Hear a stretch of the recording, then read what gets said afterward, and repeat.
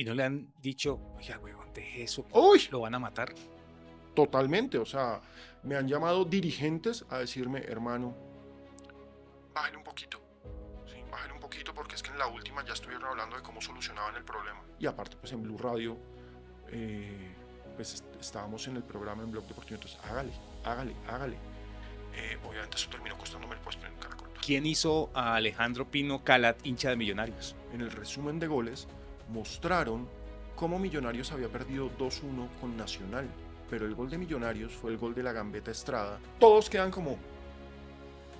Cuando yo estoy viendo esto en el noticiero, yo dije, ¿qué acabo de ver? La Gambetta se la pone en la cabeza, da un paso, deja caer la pelota y fusila a Higuita. Es, y aún lo es, el mejor gol que yo he visto en mi vida. Jamás nadie ha hecho un gol como el de la Gambetta Estrada. Y yo dije, yo tengo que ser hincha de eso. Veo a Higuarán e Higuarán sale corriendo por la banda y empieza la tribuna a gritar, corre Guajiro, corre. Eso fue un momento de catarsis, o sea, fue una epifanía colectiva y yo dije, este es mi lugar en el mundo. Siempre que en un celular aparezca Juan Mecánico, será sinónimo de traición. Pero en el caso de mi invitado, es sinónimo de información.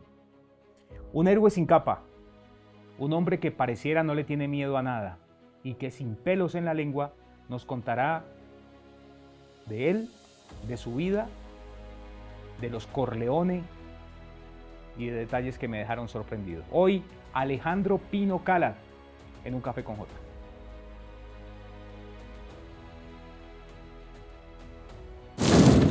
Señor Alejandro Pino Calat, es Calat, no Calat. Es Calat, pero como no le ponemos tilde, entonces todo el mundo dice Calat. Todo el mundo dice Calat. ¿Ya te acostumbraste? Sí, ya es normal. ¿Y ese Calat de dónde viene? Ese Calat es de origen sirio-libanés, la cara lo delata. ¿Y el sirio-libanés es por el lado de papá o de mamá? De mamá, o sea... De mamá, por el Calat, claro, sí, segundo exacto, apellido. son paisas. Obvio. Mi abuelo era paisa, mi abuelo era de Ciudad Bolívar, Antioquia. Ya no queda ningún Calat en Ciudad Bolívar, Antioquia, hasta donde sé. Pero pues es el clásico producto de esa migración sirio-libanesa. Los turcos que llegaron a finales del siglo XIX, comienzos del siglo XX, que se establecieron muchos en el Caribe, pero otros bajaron por el Magdalena o bajaron por el Cauca a establecer puntos comerciales. El problema es que yo no te vendo ni un zapato, pero bueno, o sea, no vendo un carajo, pero bueno.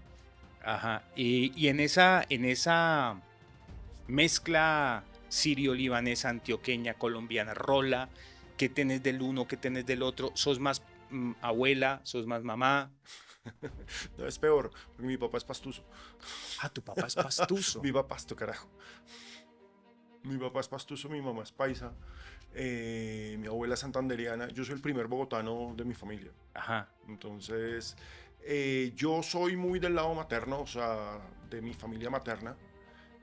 Yo soy muy Calat, aunque soy Pino y todo el mundo me conoce como Pino, lógicamente, pero yo soy muy Calat. Es muy santandereano, paisa, ese lado, siendo yo el único bogotano de la familia. Y por esa línea familiar materna, ¿sos más tendencia a ser como tu abuela, como tu abuelo, que sé que tuvo una influencia fuerte en tu vida, o como tu mamá?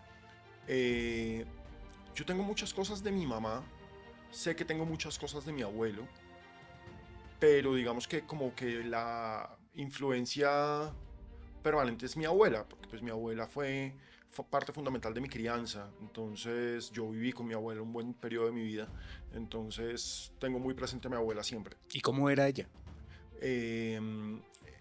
Yo, digamos que esto ya lo he dicho en otras partes, pero el comentario en la familia es los Corleone. Claro. Sí, entonces mi abuela era Don Vito, no se mueve una hoja sin que mi abuela apruebe, diga, todo el mundo respeta, todo el mundo hace caso, y la familia es lo primero que hay, punto, el nido, nadie se mete con el nido, eso era mi abuela. Es decir, llegaban a ella y prácticamente que sonaba el violín al fondo. Tal cual, y solamente le faltaba un gato acá. ¿Sabes que el gato es una anécdota que no estaba en el libreto de la película? Sí, no, que se lo encontraron y el tipo lo cogió, me parece buenísimo. Es, o sea, es buenísimo, extraordinario. y no sabía qué hacer con el gato, y el gato cómodo, pues uno como en Marlon Brando, o sea, tranquilo. Además, tremenda visión del director. Sí, déjelo, deje el gato. No saquen el gato, déjelo. Exacto, total, la visión de poder, yo controlo todo, estoy acá. Eso era mi abuela, sin gato. Ajá. ¿Y tu mamá? Mi mamá es, a ver, obviamente mis papás son separados, entonces yo me crié con mi mamá. Por eso digamos que mi lado es el lado materno. Eh, Mi mamá es una berraca, mi mamá es una guerrera impresionante, pero por supuesto, o sea, mi mamá me tuvo muy joven, entonces mi relación con mi mamá obviamente es de madre e hijo, pero también fue durante mucho tiempo de cooperativa. Ella era la gerente de la cooperativa, sin lugar a dudas, pero pues había unas libertades, había un empoderamiento, porque mi mamá siempre me lo dijo, mi mamá me empoderó para que yo fuera autónomo e independiente, sí, sin problema, y yo me fui de la casa a los 22 años. Entonces, eso, eso es algo que siempre lo voy a agradecer a mi mamá, que me educó para ser independiente. Dicen que ser hijo único tiene unas características particulares. Yo no soy hijo único. Eh, ¿Eso se siente? ¿Eso es real? Claro, Sí. lo que pasa es que, digamos, acaba la otra parte rara. Yo soy hijo único de mi mamá. De mi papá tengo dos hermanos. Sí, porque mi papá también se Ok. volvió a casar, entonces yo tengo dos hermanos. Entonces, por un lado soy hijo único, por un lado soy el primo mayor, sí, porque pues yo soy el nieto mayor, por decirlo de alguna forma, y haber sido el nieto mayor, eso me convirtió en el hermano menor, lo que estoy diciendo es raro, en el hermano menor de todas mis tías, sí, porque El pues, hermano menor de todas tus tías. claro, porque pues es que yo tengo tías que cuando mi mamá me tuvo tenían 15 años, entonces claro, yo era el juguete, yo era el muñeco, entonces mi relación con mis tías es muy de yo soy su hermano menor, Ajá. ¿sí? No soy su sobrino, no, soy su hermano menor, ¿sí? Es una relación muy particular. Soy como si fuera su hermano menor, no porque lo sea. Entonces, ser hijo único implica un montón de cosas de individualidad, un montón de cosas de independencia, pero también de soledad, de uno hace familia con amigos, ¿sí? Porque pues no están los hermanos, entonces pues mis amigos se volvieron mi familia y yo tengo un núcleo de amigos fundamental para eso. Eh, También lo hace a uno ser muy responsable de la familia porque como es poquita, o sea, pues en este caso éramos mi mamá y yo, entonces uno es muy responsable. Entonces, sí, es diferente ser hijo único. Y en esa analogía del padrino, ¿quién serías entonces? ¿Sony, Michael? No, mi tío, o sea, el hermano de mi mamá es Michael. Sí, él es el poder, él es el que manda. Él va a ser el heredero. No, él ya es el heredero. Ah, Mi ya lo abuela, es. mi abuela se murió hace rato. ¿Sí? Entonces él es el padrino. ¿Sí? Él es el padrino. No, yo soy Sony. A mí me toca el trabajo sucio. Yo soy el que se pone de mal genio. A mí es el que le van a pegar 5 balazos en un peaje. Eso te iba a decir. Exactamente. Entonces, Sony muere de una forma trágica. esperemos que no.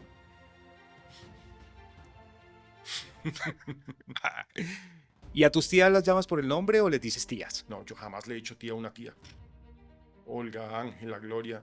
Es más, diminutivos. Olgi, La Mona, Ga, ¿Y ellas cómo te dicen? Alejo. Ah, Alejo. ¿Mm? Alejo. Y Pino. A mí todo el mundo me dice Pino. Hasta en la familia. Claro, ¿qué opino? Ah.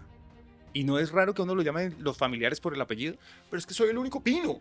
O sea, en el mundo Calad, yo soy el único Pino. Entonces, pues, Ujú. o sea, hay una ventaja en llamarse Alejandro Pino Calad. Punto uno, el nombre es raro.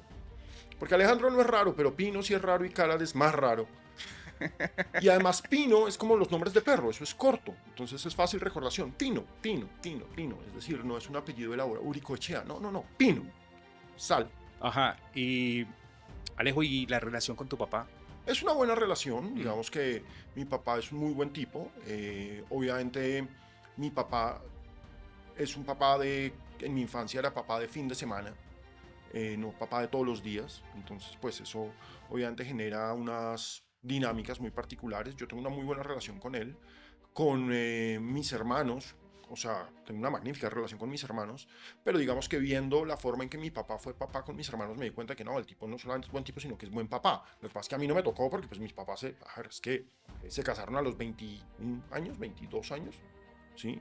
Y se casaron porque quedaron embarazados, porque eran otros tiempos, ¿sí? Entonces, exactamente, los obligaron, pues obviamente al año y medio fue como, ay, váyase usted, váyase yo, ya, bienvenidos a los 80, nos podemos separar. Entonces, pues, claro, o sea, en 1980 ya estaban separadísimos. Y entonces tengo una buena relación con él, nos vemos, soy el señor que le hace sus trasteos, él es el señor que me hace los míos. pero digamos que no fue como una gran presencia masculina en mi vida. La gran presencia masculina en mi vida fue mi abuelo materno, o sea, el papá de mi mamá. Ok. Sí, porque él era el que estaba todos los días. Porque nosotros en mi infancia convivimos con mis abuelos, entonces mi abuelo era el que estaba ahí, yo las vacaciones la pasaba donde mis abuelos, siendo la misma, o sea, siendo la misma ciudad, Bogotá, pero yo la pasaba ahí, entonces yo veo mucho más una presencia paternal en mi abuelo, que murió cuando yo tenía 10 años, que en mi papá, pero a mi papá lo quiero mucho, a mi papá lo respeto, a mi papá lo acompaño, pero obviamente eso es de conversación de psicología, ¿no? De terapia, y la he hablado 1000 veces, pero pues yo no veo a mi papá con una figura paternal, jamás. Pero le decís papá. Claro, le digo pa. A pa. Sí, ¿qué opa? ¿Qué opa? ¿Y él cómo te dice? No, me dice, en los últimos años, o sea, con los años se ha puesto todo solemne y me dice, hijo. Sí, hola, hijo, yo, carajo. Hola, padre. Y antes, ¿cómo te decía? Alejandro. Alejo. O Alejo. ¿Y la relación de tu papá y tu mamá cómo fue? Bien, Después. o sea, mis papás son unos bacanes, por sobre todas las cosas son unos bacanes. Mi mamá y la segunda esposa de mi papá, Claudia, una muy, muy, muy buena relación, se hablaban, es más, se hablaban más entre ellas y se hablan más entre ellas que con mi papá, porque pues es que mi papá no habla. Entonces, o sea, con mis hermanos tenemos ese comentario, que mi papá con nosotros nos habla, pero con nuestras mujeres, es decir, con mi ex esposa, hablaba, sí, con la ex esposa de mi hermano, hablaba. Con la novia de mi otro hermano habla, pero con uno es como que el clima. Sí, hágale, hablemos del clima, porque ¿qué más hablamos? ¿Y de fútbol no se habla con mi papá? Mi papá no es futbolero, o sea, mi papá es pastuso, entonces como buen pastuso, se crió sin equipo de fútbol, entonces su equipo de fútbol era el Cali, pero nunca fue un real hincha del Cali porque como se vino tan chiquito a Bogotá, entonces el Cali estaba lejos, sí, pero claro, a él le tocó en su infancia ese súper deportivo Cali de los 60s y de los 70s, un equipazo. Entonces mi papá tenía particular afecto por el Cali. Después aparece el Pasto y como que viva Pasto, carajo. Pero pues el Pasto. Resulta que mi hermano menor, Juan Pablo, es muy hincha de Santa Fe. Es muy, muy, muy hincha de Santa Fe. Yo lo llevé a su primer partido de fútbol. Y cuando Santa Fe juega su primera final, o sea, yo a mi hermano menor le llevo 20 años. Cuando Santa Fe juega su primera final en mucho tiempo, cuando es campeón en el 2012. Sí. Yo le compré boletas para que fuera con mi papá, porque fue Santa Fe Pasto. Y pues mi papá muerto de la risa y feliz. Mi papá estaba feliz porque Juan Pablo salió campeón, o sea, porque Santa Fe salió campeón. Mi papá le importa un carajo el Pasto, pero mi papá dice que es del Pasto, pero pues... ¿Y llevaste a Juan Pablo a ver a Santa Fe porque tu inclinación también es... No, yo soy hincha de Millos. Hincha de Yo Millonarios. soy hincha de Millos, pero mi hermanito, cuando era muy chiquito, le tocó el subtítulo de Santa Fe del 2005. Sí, ese equipo de Leider Preciado, de Aldo Leao, que perdió la final contra Nacional. Entonces, en ese momento Millonarios estaba en años muy oscuros. Y Santa Fe como que tuvo un par de chispazos, jugó la Libertadores del 2006, él tenía 6 años o 5 años cuando Santa Fe juega esa Libertadores, y a él se le quedó el chip como de Santa Fe, Santa Fe, Santa Fe. Y cuando tenía 7 años, me dijo que quería ir al estadio a ver a Santa Fe. Entonces caminé, yo me lo llevé y dije, no, llevémoslo para un partido que gane, o sea, que su primer partido sea una victoria. Sí, o sea, que no tenga ese trauma de que el primer partido miércoles perdieron. De pronto se hace aquí hincha el que gana. Exactamente, sí, que sea hincha el que se le dé la gana. Yo sé que los hinchas de Millos van a decir, pero ¿cómo lo dejó? Hombre, uno tiene que ser hincha del equipo que se le dé la gana. Y lo llevé a un Santa Fe Huila. Y ahí me di cuenta que el pelao genéticamente era hincha de Santa Fe. Porque es que estaba mi hermanito sentado acá y acá yo tenía otro señor. Y el otro señor, estos malos, los hinchas de Santa Fe son muy así. Los hinchas de Santa Fe no hacen más que... Y se emberracan, y se emberracan, y se emberracan. Y no le tienen ni 5 de fe al equipo. Es una vaina rarísima. ¿Sí? Los hinchas de todos los otros equipos son, hoy ganamos, no, hoy este equipo pierde otra vez. ¿Sí? Este equipo, que este año sí. O sea, además eran los años en que Santa Fe no ganaba cosas. Quiero que entiendan, no es esta generación que vio a Santa Fe campeón de Sudamericana, campeón de Surugabán, campeón en Colombia, semifinalista. No, era antes de eso, estamos hablando como del 2007. Sí, claro. Y de pronto me volteó a ver a mi hermano y así, es que son muy malos. Y yo, oh, por Dios. Era como el futuro y el... El pasado y el futuro. Exacto, era como, oh, por Dios, sí, no sé qué. Y al minuto 80 y algo, vámonos. Y yo, no, uno se queda hasta que se acaba el partido. 0-0, un hueso de esos que tenía ese Santa Fe como modelo 2007-2008 después de ese gran momento del 2005-2006. Y pues fue como, no, nos quedamos hasta el final, yo ya me quiero ir, tengo hambre. O sea, un culicagadito diciéndome eso. Yo, espérese, y Santa Fe hizo gol en el minuto 89. Claro, la emoción, terminaron abrazados con el señor que estaba acá, toda la tribuna, porque la hinchada de Santa Fe es muy bonita en eso, como las hinchadas son muy lindas. Y dije, no, este chino nació para ser hincha de Santa Fe. Entonces a partir de ahí se lo promoví, de vez en cuando le regaló boletas. Él va, tiene su camiseta, tiene su leoncito, es re hincha de Santa Fe. ¿Y quién hizo a Alejandro Pino Calat hincha de Millonarios? Lo que pasa es que uno es hincha, y esto no lo digo yo, esto se ha estudiado por sociólogos del deporte, lo que me parece muy interesante. Uno se vuelve hincha por seguimiento o por oposición. Me explico. Yo era hincha de Millonarios, mi papá era hincha de cualquier cosa, pues Juan Pablo, por supuesto, dijo oposición. Santa Fe, Millonarios, me parece lógico. Yo soy el primer bogotano de mi casa. Y mi influencia masculina era mi abuelo paisa, hincha de Nacional. Pero hincha de Nacional de aquellos, o sea, Subeldía. Dios. Por Dios. Dios, o sea, intocable. Lo más grande, exactamente. Del Turrón Álvarez, de contarle a uno, no, estos son unos malos. ¿Sabe quién era bueno? De la natillera. Tal cual. ¿Sabe quién era bueno? El Turrón Álvarez. Ese Turrón Álvarez. Y yo como que... Mi abuelo tenía la cabalgata deportiva Gillette todos los días en el radio. Mi abuelo coleccionaba todas las revistas que salieran. Cronómetro, que era la del tiempo, me acuerdo. Las coleccionaba, tenía un mueble y yo las sacaba. La vea. Tal, todo. Mi abuelo era muy futbolero. Por eso yo. Pero a mí no me sonaba ser hincha nacional. O sea, como que... Entonces, por oposición, empecé en ese momento, estamos hablando de mediados finales de los 80s, eran América, Nacional, Millonarios, un Gran Cali y pues Millonarios es de Bogotá, yo soy bogotano, Millonarios. Pero todo cambió cuando en 1988 yo cumplo años el 4 de diciembre y el 4 de diciembre de ese año yo no me acuerdo de mi cumpleaños, yo no sé de la torta, yo no sé si me dieron regalos, no tengo la más mínima idea, asumo que sí.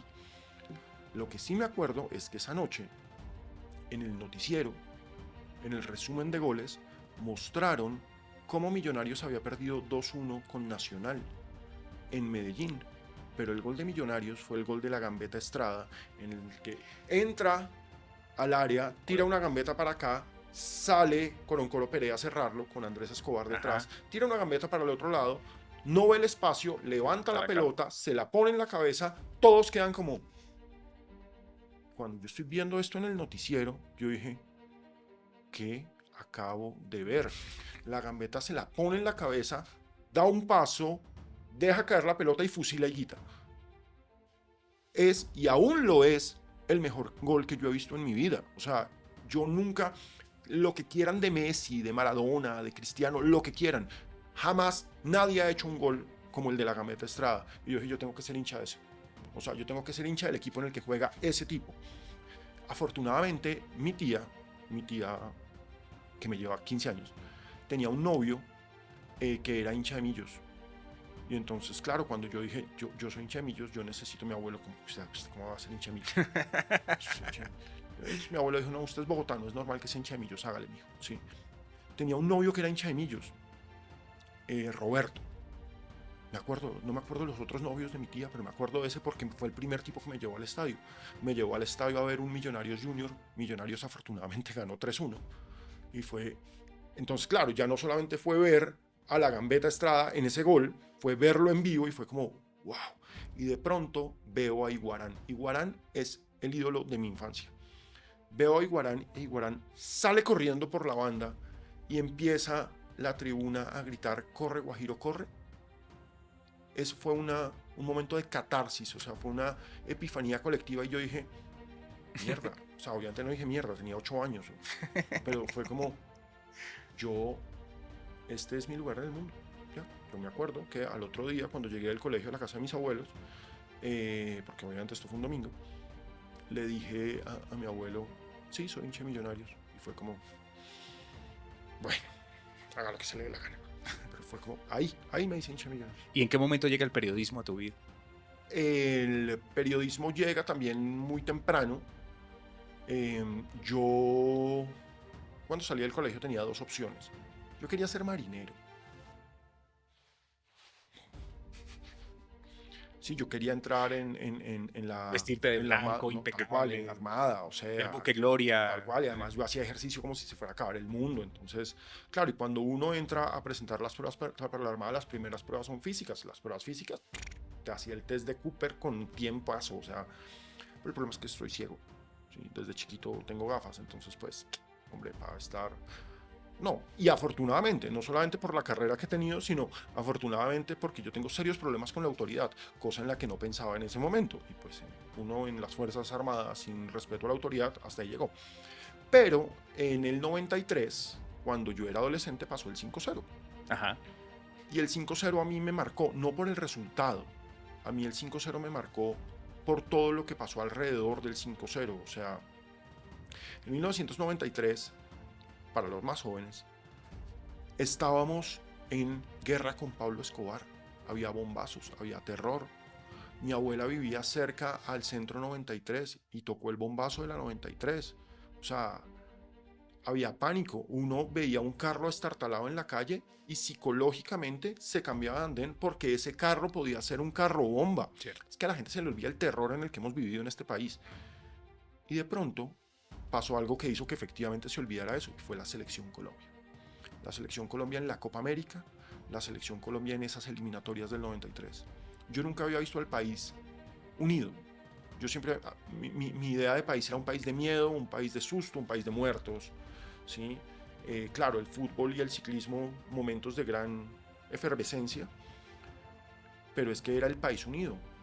Cuando jugaba la selección, cientos de miles de personas en la calle, banderas, era por primera vez entender patriotismo y patria. Y pasó el 5-0. Y yo el 5-0 me lo vi con mi papá. Cuando mi papá me llevó a mi casa, es decir, a la casa de mi mamá, que era un trayecto de 20 minutos en carro, nos demoramos como 2 horas. Claro. ¿Sí? Su harina, huevos, cogieron y saltaron ese carro y yo estaba feliz, o sea, que es esta locura. Al otro día, cuando llegó la Selección Colombia, las imágenes de los noticieros transmitiendo en vivo en una época en que no se transmitía por fuera nada, por fuera del horario del noticiero, y 200.000 personas en la 26 acompañando al bus de la Selección Colombia hasta el Campín. Cuando llegan al Campín, eso se notaba que la mitad de los jugadores ya estaba borracho, pero eso no importaba. César Gaviria poniéndole la cruz de Boyacá a Maturana. Yo era como, mierda, la cruz de Boyacá. Claro, fue 5-0 Argentina, inolvidable, etcétera, clasificados al Mundial y todo, pero era la cruz de Boyacá es para los héroes de la patria. ¿Por qué? ¿Por qué estamos considerando a unos tipos que juegan fútbol héroes de la patria? Eso a mí me quedó acá. Pero lo que me jodió para siempre es que un vecino, el papá no apareció.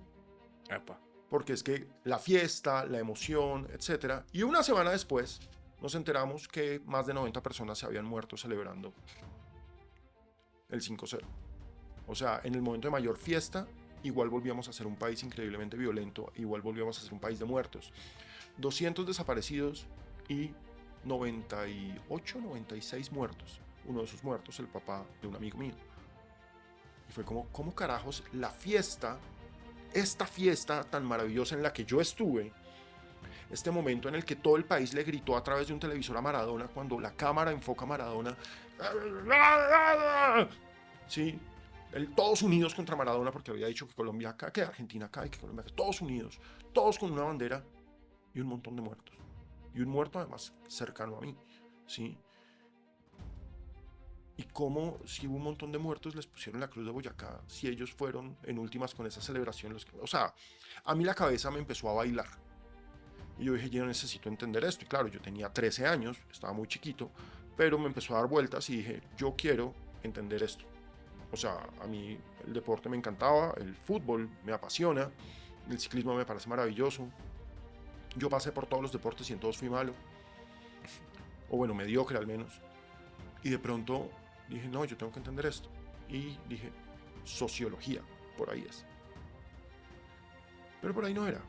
Porque, Claro, cuando uno plantea en el universo de ciencias sociales, eso ha cambiado un poquito, pero no tanto. No, lo que pasa es que yo vengo a estudiar el fútbol como fenómeno. La gente de la academia es como, sea periodista. Ah, bueno, listo, perros. Y pues soy periodista.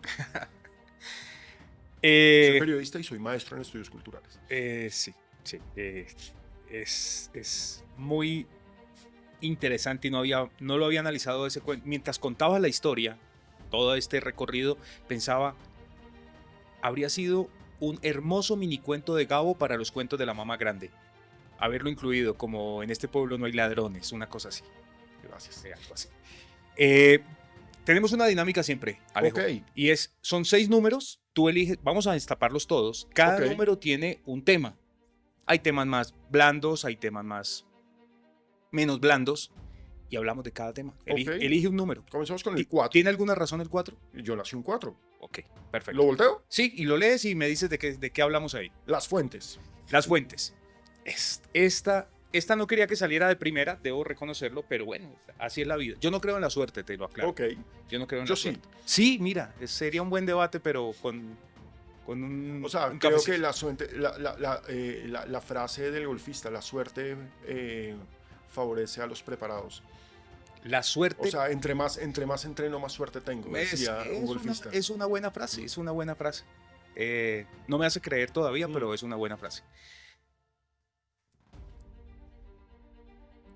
Es difícil, siendo Alejandro Pino Calat y todo lo que ha crecido en torno al personaje, que no es un personaje, porque sé que no lo es, que las fuentes te den la información, cómo las manejas, cómo las escondes, cómo las cuidas, cómo, por ejemplo, haces que digan, si yo digo esto, se van a dar cuenta que quien me lo contó fue este. ¿Cómo haces? Ese tema es supremamente complicado, sobre todo por lo que yo hago. Yo hago periodismo investigativo y periodismo de denuncia. Sí. Y en el caso del fútbol es muy difícil hacerlo, porque en general el periodismo investigativo recurre a fuentes físicas, documentos, contratos. En el universo del fútbol en particular, claro que hay contratos y claro que hay documentos, pero hay un montón de torcidos por debajo de la mesa que obviamente no quedan registrados. Entonces, es difícil porque yo tengo un montón de información que no puedo demostrar, porque no tengo el documento para demostrarlo. Y eso es muy complicado. Pero también tengo un montón de información que es muy demostrable. ¿Sí? Es muy demostrable. El mejor ejemplo para mí es el escándalo de reventa de boletería. ¿Sí? Cuando pasa ese partido que fue Colombia-Brasil, rumbo al 2018, en redes sociales empezaron las quejas. No está funcionando el portal para comprar la boletería, tan. Entonces lo primero es el olfato. Ok, aquí está pasando algo. Y de pronto, pues yo soy muy bueno haciendo análisis de redes con las herramientas que existen. Me doy cuenta que la cantidad de quejas es enorme. Me pongo en contacto con la Superintendencia de Industria y Comercio para ver si han recibido quejas formales o si solamente era ruido de redes. Efectivamente habían recibido demasiadas quejas. O sea, no es, un PQR. No. Cientos y miles de quejas. Y es como, aquí algo está pasando. Entonces uno levanta el teléfono y llama. Hay gente que no le gusta hablar por teléfono, es normal, por teléfonos chuzados en este país. Entonces, pues venga, nos tomamos un café. O venga, hablamos por un sistema que no permita chuzadas. ¿Sí? Antes era WhatsApp, ¿sí? Ahora hay otros. Entonces, generemos una llamada y hablemos. Y entonces a uno le empiezan a dar contexto. En últimas, las fuentes le dan a uno contexto para que uno investigue de verdad. Yo lo que tenía lo compartí con la SIC, porque en últimas lo que yo tenía no era documental, era testimonial. Y la SIC se levantó un expediente salvaje, o sea, es un expediente así de gordo, que demostraba cómo la Federación Colombiana de Fútbol había organizado un cartel de reventa de boletería en asocio con una distribuidora, con una etiquetera. Y eso pues terminó en el escándalo que terminó. Y por eso a mí me da mucha risa cuando hoy en día salen a decir, no, es que no hubo reventa, eso fue una confusión. No, no es una confusión. O sea, hay dos condenas. Bueno, dos sanciones, una sanción administrativa y una ratificación del Tribunal Administrativo de Cundinamarca diciendo sí, la Federación Colombiana de Fútbol, Ramón Yesurún, Álvaro González Alzate, Jorge Perdomo, quien estaba en ese momento en el comité ejecutivo, organizaron un cartel de reventa boletería y Luis Bedoya también lleva porque él firmó. Los chats, porque obviamente ya como entidades de investigación accedieron a los chats son vergonzosos, o sea, sí, no, necesitamos repartir estas boletas, no sé qué, y la coima, y cómo vamos ahí, hay que buscar a los periodistas amigos, y es como... Entonces, ¿por qué pongo ese ejemplo? Porque es hablar con gente que nunca, y eso uno lo tiene que respetar, a uno le cuentan cosas porque quieren que cosas cambien, uno, o dos, porque se quieren tirar a alguien. Y uno tiene que aprender a con qué rasero mido estas cosas. ¿Cómo es ese rasero? Contrastar. Uno habla con el otro que también se quiere tirar a este y uno empieza a armar un rompecabezas. Pero es un rompecabezas de me dicen, te digo, te cuento. Nunca lo van a decir públicamente. Jamás no son capaces de decirlo públicamente porque tendrían muchos problemas. Muchos problemas. Muchas de estas personas...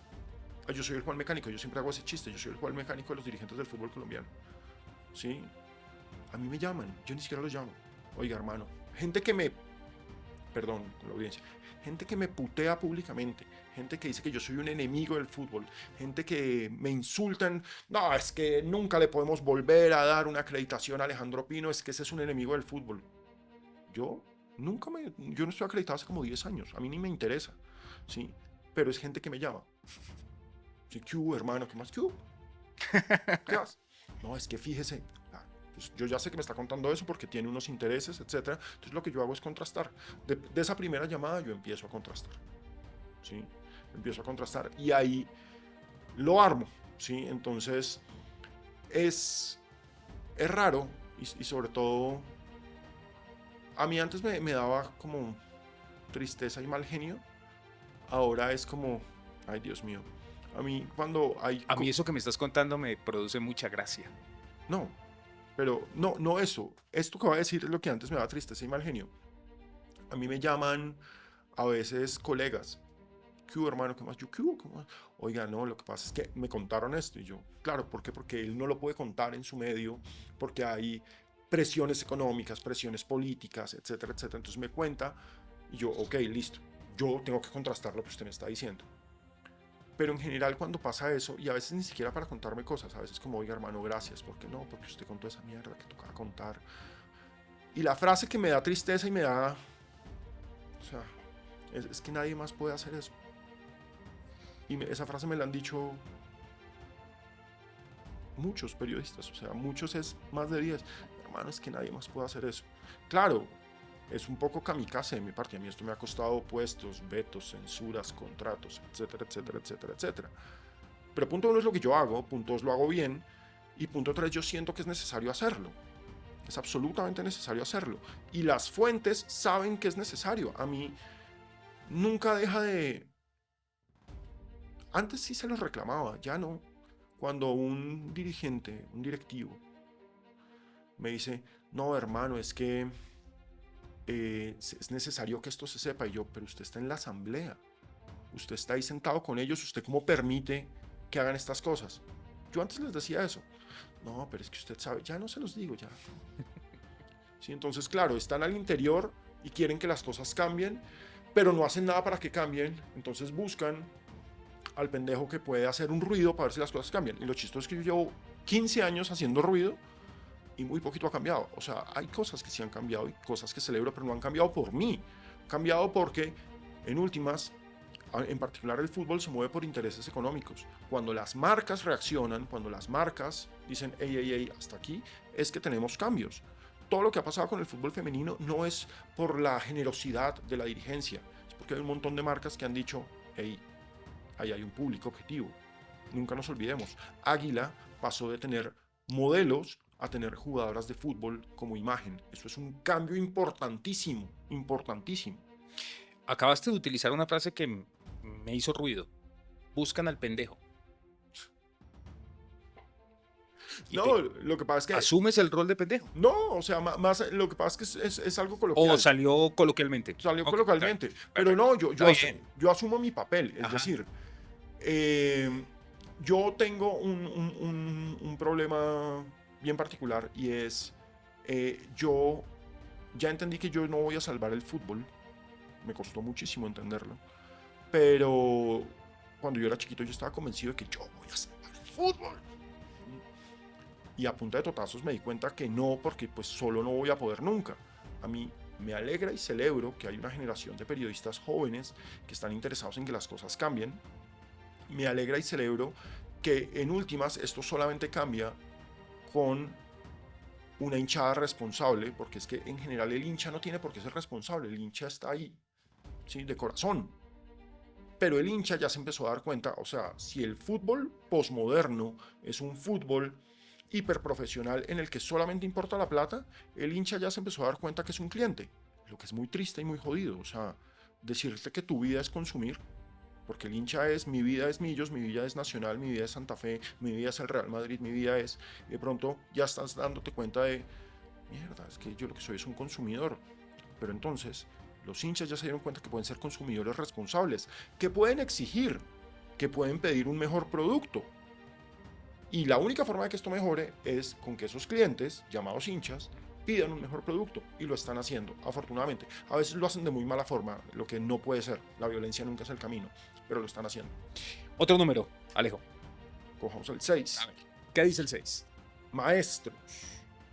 Bueno, has trabajado en muchos medios, has tenido todo tipo de ejemplos. Claro. ¿Quiénes han sido tus mejores? Y esto yo creo que te lo puedo preguntar. ¿Y quiénes han sido tus peores maestros? Los mejores y los peores. Digamos que mi ídolo, y en algún momento fue mi maestro sin ser mi maestro, fue Daniel Samper Pisano.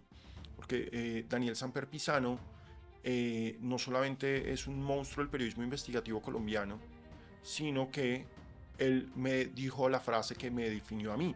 Yo lo entrevisté cuando yo trabajaba en el Diario Deportivo, eso fue como en el 2002 o 2003. Yo tenía una sección de entrevistas, o sea, propuse una sección de entrevistas y a un culi cagado le dijeron, hágale. Y yo quería comenzar mi sección de entrevistas con mi ídolo. Entonces lo busqué, le escribí, lo entrevisté. Y le hice una pregunta muy tonta a estas alturas de la vida, pero que en ese momento me parecía la locura de pregunta.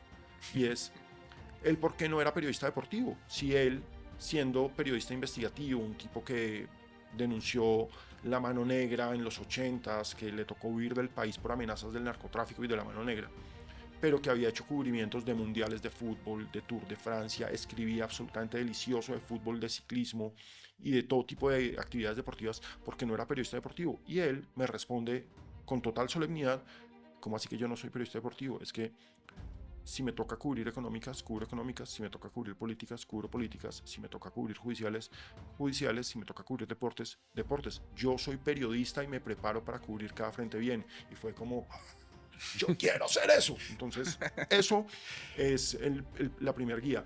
Mi primer jefe fue Arturo Pérez en el Diario Deportivo, y de él aprendí el rigor del impreso, que es dificilísimo porque yo ahora trabajo en un impreso, es Publimetro. Entonces, el rigor, las exigencias y cómo facilitarse la vida con un impreso. Entonces, eso nunca lo voy a olvidar de él. Nicolás Samper, de quien soy amigo, y pues es chistoso decirle maestro, pero yo a Nicolás lo admiro enormemente. Entonces, con Nicolás, Tipo brillante. no, total, o sea, el poder de la transversalidad, de tener un mundo más allá de la cancha, de tener un mundo más allá del fútbol, de cómo la cultura se vincula con eso, es algo que a mí me parece maravilloso. De igual forma, a mí me parece que yo tengo que mencionar a alguien con el que nunca tuve contacto, pero con el que inevitablemente la carrera nos juntó y terminamos teniendo una buena relación, y yo lo he presentado en varios foros, en varios eventos, y es un maravilloso personaje que es Juan Villoro. ¿Sí? A mí una vez me tocó presentar un libro de él con él en la Feria del Libro. Empezamos a tener contacto y nos hemos encontrado varias veces en la vida, generalmente en foros. Y es también ese ejemplo de más allá de. claro, el fútbol es el fútbol y el deporte es el deporte y el deporte es pasión, pero hay un montón de transversalidades. Santiago Segurola es otro que también nos habla de eso todo el tiempo. ¿Sí? El deporte no se puede entender sin la transversalidad de lo político, de lo económico, de lo social, del impacto que tiene eso. Yo tengo que agradecerle muchísimo a Javier Hernández Bonet, con quien trabajé muchos años en Gol Caracol, porque yo estaba al frente de Gol Caracol en digital cuando él era y aún es el director de Gol Caracol. Y Javier me promovió mucho a hacer lo que yo hago, la denuncia. Sí, porque claro, Gol Caracol, un medio súper institucional, un medio en el que se supone que uno no debería hablar de esas cosas. Y él me lo decía, es que con usted podemos hablar de esas cosas. Usted es la carta para demostrar que Caracol es un medio autónomo e independiente. ¿Sí? Hágale. Entonces, y aparte, pues en Blue Radio, pues estábamos en el programa en Blog Deportivo, entonces hágale. Obviamente eso terminó costándome el puesto en Caracol, pero igual el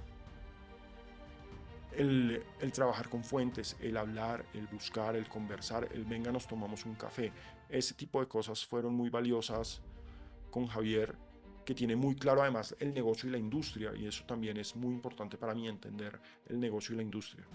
¿Y ha habido malos maestros? Me imagino que sí. Sí, es decir, en general, más que maestros, o sea, maestro es todo aquel del que uno aprende, pero hay cosas como que uno dice, yo no quiero ser así. Lo que pasa es que a mí, digamos, yo entiendo, y esta es una frase que yo suelo decir mucho, uno no se le mete en la billetera a nadie. ¿Sí? Pues, mis deudas son mis deudas, mis pagos son mis pagos, y yo veré cómo organizo. Entonces, uno no se le mete en la billetera a nadie, pero a mí en general no me gusta mucho el periodismo de relaciones públicas, porque yo soy malísimo para las relaciones públicas, pero malísimo. En general la gente que me conoce cree que soy muy buena gente, y soy buena gente, pero yo no tengo buenas relaciones públicas porque yo voy contando cosas que en general a unas estructuras de poder y de poder económico y de poder social y de poder político, como el deporte, no les gustan mucho. Entonces, más que nombrarlos, creo que es el lugar común de el periodista que, como dice la canción de Los Prisioneros, nunca queda mal con nadie.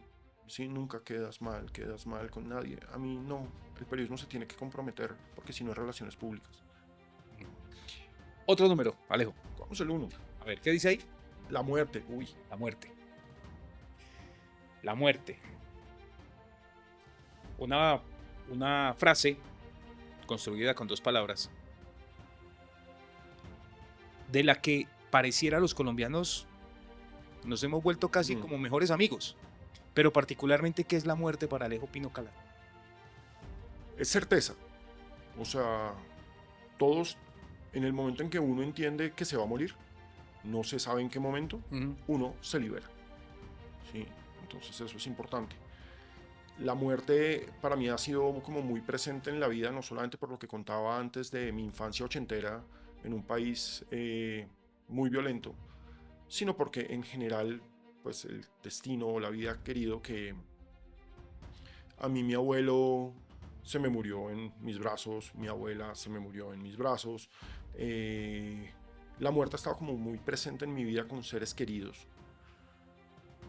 Y es dura siempre, pero pues también lo hace a uno agradecer y valorar las cosas que están acá. ¿Sí? Entonces, miércoles, puedo darle valor a cada minuto de mi vida, que no todos lo hacemos y la verdad yo tampoco. Pero puedo tratar de hacer otras cosas o más cosas, porque igual me voy a morir. También, digamos, por las cosas que hago, me han amenazado muchas veces y eso por un lado, no me ha atemorizado, sino que además ha generado un efecto contrario, sino que me ha empoderado. O sea, yo tenía un dirigente, que obviamente no puedo decir su nombre, que una vez me llamó y me dijo que la próxima vez que yo fuera a Medellín me iba a estar esperando el de la moto. Y yo, ok, entonces cuando yo voy a Medellín lo llamo. Ya se ríe, ya me llama y me cuenta cosas, soy Juan Mecánico, ¿sí? Pero pues, Pero yo, ¿qué hubo? Llegué a Medellín, mándeme al de la moto para que me cuide. Porque es que si a mí me pasa algo, todo el mundo va a saber que fue usted. Todo el mundo va a saber que usted y sus amiguitos de la DIMAYOR están detrás de la muerte de Alejandro Pino. Deja de decir huevonada, no sé qué. No, no, no. Usted fue el que me llamó y me dijo el de la moto. Tengo otro que cuando me llama siempre me dice, estoy grabando esta llamada, entonces yo ya lo saludo. Bueno, póngale rec. Sí, póngale rec. Entonces, es un poco una forma de alivianar situaciones tensas con personajes muy tensos, pero esto, obviamente, cuando mi mamá vea esto, le da pánico. A mi ex esposa le daba pánico, a mi actual pareja le va a dar pánico, pero ella ya sabe igual y le da pánico. Pero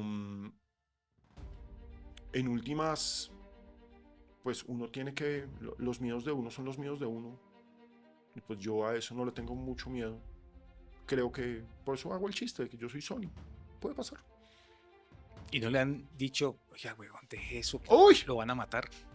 Totalmente, o sea, me han llamado dirigentes a decirme, hermano, bájale un poquito. Sí, bájale un poquito porque es que en la última ya estuvieron hablando de cómo solucionaban el problema. Y yo, qué delicia.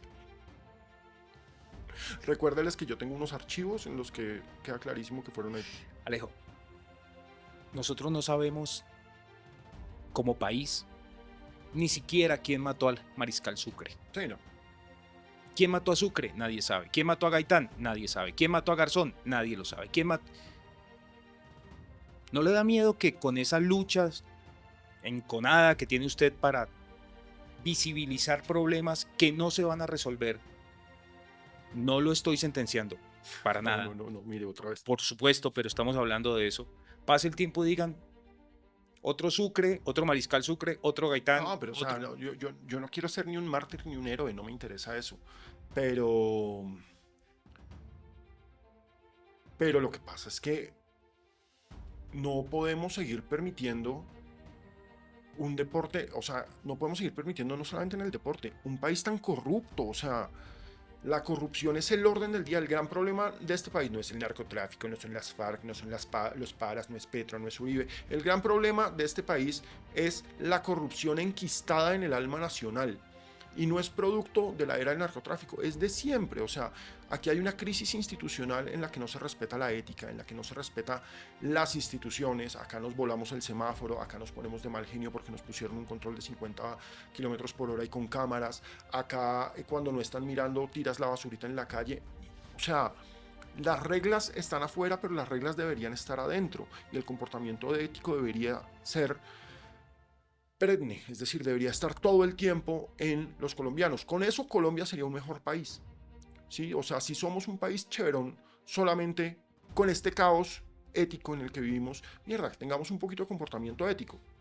Y yo creo firmemente en eso. Ok. Sí, creo que eso hay que defenderlo. Y después de esto, un segundo después de esto, ¿qué pasa? Según su teoría, según su idea, según su mente. Pues yo una vez le tuve que decir bueno, una vez no, la dije varias veces y a varios, si a mí me pasa algo, si a mi mamá le pasa algo, si a mis perros, a mis gatos les pasa algo,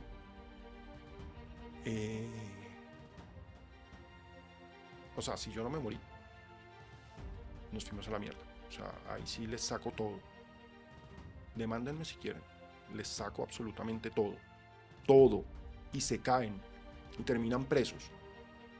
Les toca irse del país. Hay alguien que sabe todo lo que tú sabes y que sabe que si te llega a pasar algo, todo va a la Y luz. que tiene acceso, sí. De mi entera confianza, además. Ok. Otro número. Cojamos el 5. 5. ¿Qué dice ahí? Enemigos.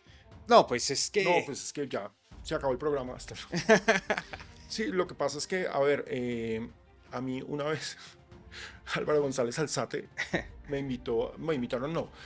¿Tú consideras a Álvaro González Alzate tu amigo o tu enemigo? Bueno, no tu amigo, pero tu enemigo. No. Yo la verdad, yo solamente considero a Ramón Yesurú mi enemigo. El único. Sí, Okay. porque él se lo tomó personal, porque pues yo he sido muy insistente en denuncias en su contra. ¿Por qué? Porque no tienen, la ética nunca pasó, el tipo no pasó por la clase de ética jamás.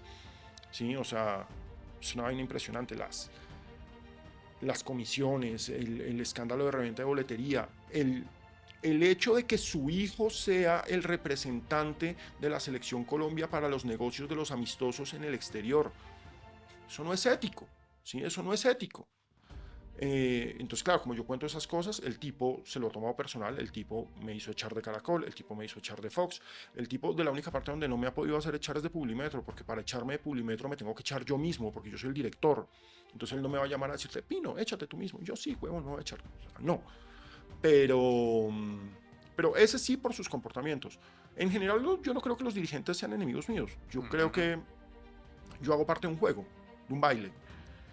González Alzate, y esa era la anécdota, Néstor Morales tenía un programa en Canal 1 hace muchos años que se llamaba Veredicto, que era como una especie de juicio, y él era como el llamaba juez. parte y contraparte. Exactamente. Sí, lo recuerdo. Entonces fue cuando el escándalo del Bolillo Gómez, y el defensor era Álvaro González Alzate y la fiscal era la entonces senadora Cecilia López. Claro, pues yo llegué tranquilo al programa porque yo hacía parte del bloque de la fiscalía, y González Alzate se me ve y se envenena y terminamos, pues no insultándonos, pues terminamos gritándonos al aire. Morales mandó a comerciales, cómo se comportan, no sé qué. No, yo sé que este se viene en bicicleta porque yo andaba en bicicleta. Si se acuerda que cuando trabajamos en el tiempo, claro, yo llegaba en bicicleta al tiempo. Sí, claro. Yo siempre andaba en bicicleta. Después ya la abandoné, pero yo sé que este se viene en bicicleta y yo tengo acá mis dos escoltas. Cecilia López, senadora de la República, escuchó eso y pegó un manazo y le dijo, señor González, le recuerdo que yo también tengo escoltas. Yo dije, mierda, acá se van a dar bala. ¿Sí? Acá se van a dar bala, ¿sí? Y yo en la mitad. No. O sea, esta señora temblaba, estaba súper nerviosa y me decía, ¿qué clase de personaje es este? Y yo, un dirigente de fútbol colombiano, bienvenido. Entonces, esos son. ¿Tú andas con escoltas? No, yo puse una denuncia una vez de seguridad porque había un dron en la ventana de mi casa y fue como, estoy convencido de que era un pervertido buscando no a mí, a mi ex esposa en ese momento. Ella fue a la que se volteó y vio el dron. Entonces yo era un pervertido que estaba grabando a mi esposa, a mi ex esposa, pero yo puse una denuncia y eso está ahí reportado, etcétera, pero pues uno no sabe. Y sales a la calle tranquilo. Sí. Otro número, Alejo. 3. A ver. ¿Qué dice ahí? ESPN o Diario Deportivo. Aquí debo aclarar algo. Este ESPN tiene que ver con la relación de Fox. Claro. Después se transformó en ESPN. Tú sabes que Disney compró el negocio en Colombia y demás. Pero esto tiene, aquí dice ESPN, Fox o Diario Deportivo. Voy a cambiar el ESPN por Fox. ¿Cuál de los dos te dolió más la salida? ¿De Fox o de Diario Deportivo? La de Diario Deportivo porque era más chiquito, ¿sí? Y porque la de Diario Deportivo se dio por unas situaciones muy particulares. La de Fox todavía me duele porque yo quería mucho esa casa, o sea, ese programa era un hit, las cosas que hacíamos con Fox eran muy chéveres, las cosas que me dejaban hacer, porque además me dejaban hacer un montón de cosas. Yo hacía informes de historia de los lugares en los que estaba el partido, entonces me dejaban contar un montón de cosas que yo también creo en la labor educativa del periodismo, entonces eso me lo permitía y además era una gran vitrina, entonces valoraba mucho eso. Pero lo que pasa es que el Diario Deportivo, que ya no existe, tristemente, pertenecía o estaba bajo el control de la Dirección Nacional de Estupefacientes, porque los fundadores del Diario Deportivo habían sido integrantes del Cartel de Cali, o sea, testaferros del Cartel de Cali, una historia sensacional. Entonces, claro, cuando yo llego como practicante al Diario Deportivo, yo no tenía ni idea de eso, yo lo único que sabía es que yo quería trabajar en ese periodiquito que yo me compraba todos los días, porque yo era re fan del Diario Deportivo. Claro, no, venga, entonces claro, me fui como practicante, me contrataron, y esa fue mi escuela. Entonces aprenda a hacer cubrimientos, aprenda a hacer notas, aprenda a escribir de todas las fuentes, aprenda a hacer entrevistas. Entonces yo quería mucho al Diario Deportivo y la Dirección Nacional de Estupefacientes era la que ponía al director.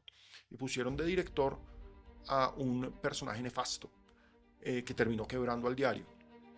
Y se armó un paro porque dejaron de pagarnos los sueldos. Entonces durante como más de 3 meses nosotros teníamos un chiste, ya pagaron, pero en Ecopetrol, ¿sí? No nos pagaban, el día del Guayo nos pagaban a nosotros. Entonces armamos unas protestas y yo terminé como líder de la protesta, como uno de los líderes de la protesta. Terminé como uno de los líderes de la protesta en la oficina del director nacional de estupefacientes, que hoy está preso, porque el mundo no se queda con nada. Y a mí se me saltó, porque yo en ese entonces era muy calentón, eso también ya aprendí a controlarlo, y se me saltó y pam, pam, pam, lo empecé a insultar, porque pues es que cómo es esto, que no nos pagan, y la seguridad social, y en fin. El tipo me mandó sacar con policía de la oficina de la Dirección Nacional de Estupefacientes, y al otro día me echaron, porque pues claro, yo había insultado al director nacional de estupefacientes. Entonces fue como, soy un peón. O sea, entonces aprendí mucho. Esa me dio mucho mal genio por eso, por peón soy. ¿Sí? ¿No? Entonces hay que controlarse. Para pelear hay otras formas, no hay que insultar. Pero me dolió más porque era chiquito. Ok. Y la última, esta seguramente ya sé que dice ahí, va a alivianar un poco. ¿Perros o pareja? Perros o pareja. Sé que tienes, bueno, perros y gatos. Sí, tengo perros y gatos. Escucho tus publicaciones y en algún momento ladra, no me acuerdo el nombre de... Pancha. Pancha. Y tú dices, estoy tocando un tema que a Pancha no le gusta. Sí, tal cual. Pero ya hace parte del programa. En este caso, ¿cómo te va mejor? ¿Con perros o con la pareja? No, yo tengo que, obviamente, digamos que mis animales hacen parte de mi vida. Yo hace muchos años terminé adoptando sin querer 2 gaticos, y esos 2 gaticos se convirtieron, 2 gaticas, se convirtieron en estos momentos 3 perros y 4 gatos. Con mi expareja, ella le gustaba mucho adoptar y yo lo permitía, entonces pues ya en estos momentos estos son los animales de esa relación, y pues son mis animales, y son, yo detesto ese término horrible de perrijos, me parece horrible, sí, me parece de quinta, pero más allá de eso es una vaina súper incondicional. Uno sabe que ahí hay una responsabilidad, y eso también lo aterriza un montón a uno. La responsabilidad, tienen que comer, tienen que salir, tienen que estar bien, pero la pareja es la pareja, o sea, el amor, ahí sí, no se puede vivir del amor, como dice Calamaro, sí, no se puede vivir del amor. Pero una casa no se puede comprar con amor, sigo citando a Calamaro. Pero el amor te hace la vida más tranquila. Tener una buena pareja te hace la vida mejor. Te hace... El verdadero sentido de la pareja no solamente es la pasión, la explosividad, es el respaldo. Es saber que uno tiene con quien hablar de todas estas vainas, que uno tiene quien lo escuche, escuchar, estar abierto para los problemas del otro, tener a alguien que uno pueda coger de la mano y acompañémonos en la vida, y eso para mí es absolutamente invaluable. ¿Y Dios en tu vida? Yo no soy una persona religiosa. ¿Juega algún papel? Sí, yo soy católico por tradición familiar, pero yo no soy una persona religiosa. Yo, pues, creo que ya queda bastante claro que soy bastante nerdo. Cuando empecé a cuando yo de chiquito era súper religioso, o sea, de ir a misa, de el día de la primera comunión, que uno tiene que hacer la primera confesión, o sea, ¿qué pecados tiene uno a los 7 años? Yo me oriné del susto. Yo estaba tan nervioso que me hice chichi del susto, porque me iba a confesar mis pecados. Obviamente ahora me río de eso, pero en ese momento fue súper traumático. Entonces, para mí siempre es el interrogante de las religiones y de Dios. Entonces yo me he dedicado a leer, investigar mucho sobre religiones. O sea, yo soy bastante nerdo en ese sentido. Trabajos de diferentes teólogos, trabajos de diferentes filósofos, trabajo incluso con Biblia, con Corán, a mí el Islam me parece supremamente interesante, el judaísmo me parece interesante, o sea, como todas estas casas que en últimas es una estructura en la que... Las abrahámicas. Exacto, el cristianismo termina siendo una torre más del conjunto residencial. Entonces yo respeto mucho las religiones, respeto mucho a las personas religiosas, sobre todo respeto la fe, pero mi fe está en la gente, que es absolutamente decepcionante, ¿no? Pero porque pues la gente es la que bombardea, la gente es la que mata, la gente es la que roba. Pero como yo cito mucho cantante, sí, qué pena, pero citando a Rubén Blades, ¿sí? Y esto es algo que yo se lo he dicho a mi pareja. ¿Sí? Yo no sé si volverá Maradona ni si Tyson supere su pena, ¿sí? Pero en ti sí, cariño, yo creo en ti, yo creo en la gente. Alejo, fue absolutamente maravilloso volverme a encontrar Hombre, contigo. Jota, no, un placer como siempre. Fueron muy buenos momentos, esos pequeños espacios que compartimos en el tiempo, y hoy tenerte al frente y que tuviera la generosidad de abrirte este espacio conmigo es, No, desde el fondo de mi corazón, un agradecimiento Muchísimas tremendo. gracias y la mejor de las suertes con esto. Qué chévere. Gracias, Alejo.